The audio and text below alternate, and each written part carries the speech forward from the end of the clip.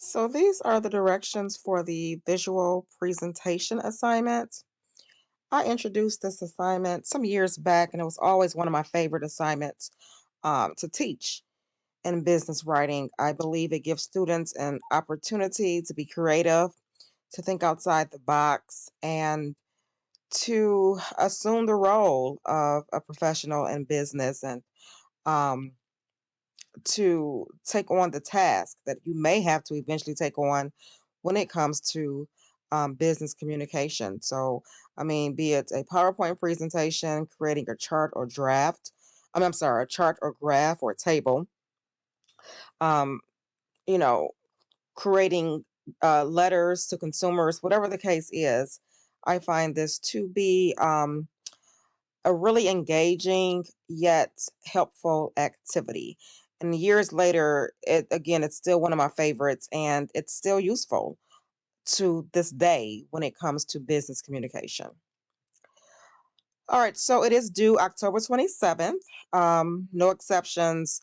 I'm really big on deadlines. I'm really big on making sure that I am encouraging students to submit work on time, not to get caught up uh, getting zeros on your assignments. And if you are experiencing something that is out of your control, of course, let me know. But thus far, I've had a really great turn-in rate for this class that I'm teaching. So I do applaud you and I thank you for making my life a bit easier when it comes to making sure my students are turning their work in. If you're not again able to turn an assignment in given an extenuating circumstance, please be sure to contact me. All right, so this is worth 100 points. So I'm breaking this down into part one and part two. Part one would be the cover letter and the survey or questionnaire, and then part two would be the audio PowerPoint and the chart, graph, or table. So essentially, what you're doing is you are creating a fictitious business. Okay, something it could be from an industry that is one of your favorite industries, the food industry. It can be fitness. So you are creating a fictitious business. You will need to include a logo, create your own logo for this business. My example provides you with a visual in terms of what I'm looking for the project. And that student did create her own logo for that project. So, and again, it's just something you may have to do for your own business. These are skills that I hope as you're developing them that you can take into your professional lives. So the goal is to, again, create a fictitious business. And from there, what you want to do, you want to receive feedback from your consumers, your customers, your patrons in regards to introducing or implementing something new into your company. And before you do so, you want to, get feedback, not just from the workers and employees, but from your consumers, customers, and patrons, because of course, they are the ones patronizing your business. Therefore, you want to implement something that you know is going to win over customers or going to, retain customers. Now, here are just some suggestions. And even over the years, it's very interesting because as we've gone through this pandemic and we've gone into what we call now a gig economy, um, a lot of this I've introduced, I've been teaching this assignment, gosh, for at least 10 years. And it never ceases to amaze me how much a lot of what I've taught over the years have come into fruition. And I say that to say a lot of businesses, let's say, you have businesses now who are partnering with DoorDash. Shipped is another company that Meyer was one of the first to partner with. So I'm saying that to say when a business is implementing something new, they do have to receive feedback from their customers, their patrons, and as well as employees. Now, for this particular assignment, you are asking the customers, right? What their thoughts are on implementing something.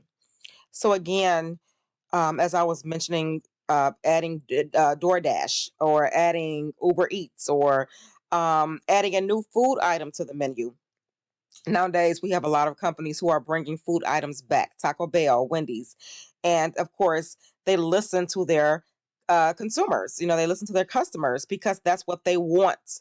How many times have you received a survey or a questionnaire from one of your favorite restaurants or one of your favorite retail stores, right? So think about this in terms of that. Adding a daycare, would it be beneficial for the college to add a daycare center? If you are in charge of operating or operations for a college, adding a fitness center, would that be ideal for your customers? So let's say you already have a business where you're selling um protein shakes, similar, to what they sell at LA Fitness or what have you. So instead of that, you want to expand and add to. So again, just think outside the box with some of these suggestions. These are only suggestions. If you come up with your own suggestions, that's wonderful. You can run it by me if you want to. Okay, so that's the very first thing that we're doing here. We are thinking about what new item, what new uh, part of the business are you going to add to your existing company, right? So just think about that as you are going into your cover letter. And the cover letter, this is, while it's the similar phrase as the one we use for resumes and cover letters, this one is different. So again, think about it when you receive an email about completing a questionnaire for a business. They have to provide you with reasons why they want you to do so, time frames and those kind of things. So that's what this is in terms of a cover letter. Okay, so you will need the cover letter to accompany your questionnaire. You want to provide your salutations, dear, hello, attention. Be creative, attention moms, attention dads, attention parents if you have a daycare or something, right? And you are asking if they would like for busing service to be added, right? So be creative in your salutation. Include a fictitious company address, the date, okay? And then your closing, which would follow the content, right? It follows your paragraphs, your signature, and your title. You can just create a fancy font for a signature, and then your title goes up under your signature. Okay. The company logo needs to be in an appropriate position in the letter, so it can be right. Most logos, right, are top right. Okay. But it's best to put your logo in the actual header. In order to access the header in Microsoft Word, you double click in the header. Okay, so think about that. And then as you are creating your paragraphs, remember this is business communication, so you don't want to double space. You want block style format. Um, Essentially what I'm providing here is block style format. All of this is block style format. You want to single space and then space in between your paragraphs, no indentations. Paragraph 1, provide a short attention getter. Okay. Um, for instance, if you are adding bus service to your daycare center, you can say something like, moms and dads, gas prices are extremely high, or through the roof, something creative. And then that's what's going to grab your audience attention. So we call this an indirect message, meaning that you're buffering before you go into the direct message. Your memo assignment was a direct message. And an indirect and direct message ideally depends on the message in itself. This is more of a fun message, more geared towards consumers versus the employees, and nothing too serious. So you do want to go ahead and have fun with the attention getter. And then from here, I go into what to include in each paragraph. Okay, paragraph 2, 3, and 4. I want to reiterate something in paragraph 3. Remember to provide a time frame, okay, and how the the recipient of the cover letter can return it. Are they just submitting a survey? Are they dropping it off? So this is going to be extremely important when it comes to these kind of letters, because you want them to remember due dates. You want them to know how to submit something. Okay. Of course, paragraph 4, thanking your audience. And then from there, what you're going to do is you're going to create your questionnaire or survey.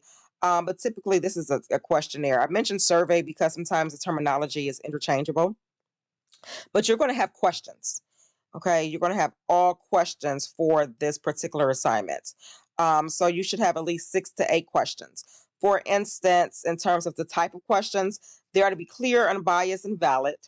Um, I'm not in front of you teaching, so it's not as easy for me to teach the unbiased and necessarily the unbiased questions, not necessarily the valid and clear. Of course, you want your questions to be clear and valid, clear in how they're responding, and valid in what they are responding to. Unbiased, you know, again, that's something that you don't have to worry about for this assignment, but it's something, if I was in front of you, we can go over those kind of examples. But for instance, if you are implementing again a bus service, you can ask something like, how far are you? Or no, we don't want too many open-ended questions. So are you at least 10 miles, 10-mile radius within the daycare? And so they say yes, then they'll mark yes, and they say no, they'll say no. Okay. So that's what you will need to do for that part of the assignment. And again, the example should help you create those questions. I have another presentation for the PowerPoint. So those are listed here, as well as the chart, table, or graph. So this is going to be part 2. But in the meantime, yes, this is part 1. And again, you're going to create a cover letter and you are going to create a questionnaire. And I hope I'm offering as much detail as possible, not just within the presentation, but within the written portion of the guidelines. I do hope that you have fun with this presentation. My other videos, I created those back in the wintertime from our previous class, so I might make reference to a previous class. This one I created for you for this specific class. So just know that regardless, all of the information is still important in the other videos. All right, so I hope you have fun with this assignment. You do essentially, get enough time to complete it. Um, and as always, if you have questions, please feel free to reach out to me.